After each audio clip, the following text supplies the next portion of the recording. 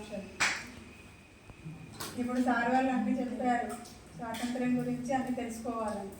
అవునా? మనకి స్వేచ్ఛ ఇచ్చిండ్రు. ప్రతి ఒక్కరి గురించి గాంధీ తాత కావచ్చు, నెహ్రూ, సుభాష్ చంద్రబోస్, ఇంకా అంబేద్కర్ గారు, వాళ్ళ స్టోరీస్ మీరు వినండి. వాళ్ళ పైన బుక్సే కాకుండా వాళ్ళ పైన కూడా ఒక్కొక్క వ్యక్తి పైన ఒక్కొక్క సాంగ్స్ కూడా ఉన్నాయి తెలుసా. మీరు చదవండి.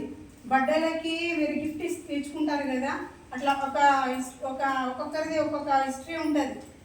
అంబేద్కర్ గురించి ఉంది, గాంధీ తాత గురించి ఉంది, జ్యోతిబాపులే గురించి ఉంది, సావిత్రిబాయి, ప్రతి ఒక్కరి గురించి ఉంది. మీరు అన్నీ తెలుసుకోవాలి. అసలు వినపడిందా? ఇప్పుడు కెమిస్ట్ సార్ ఏమన్నారంటే మీకు లెటర్ రాయడం కూడా రావట్లేదు అన్నారు. ఇప్పుడు మీకు ఏర్పడేది నవ్వుతున్నారు, తర్వాత బయటికి వెళ్ళిన తర్వాత మీకు అర్థమవుతుంది.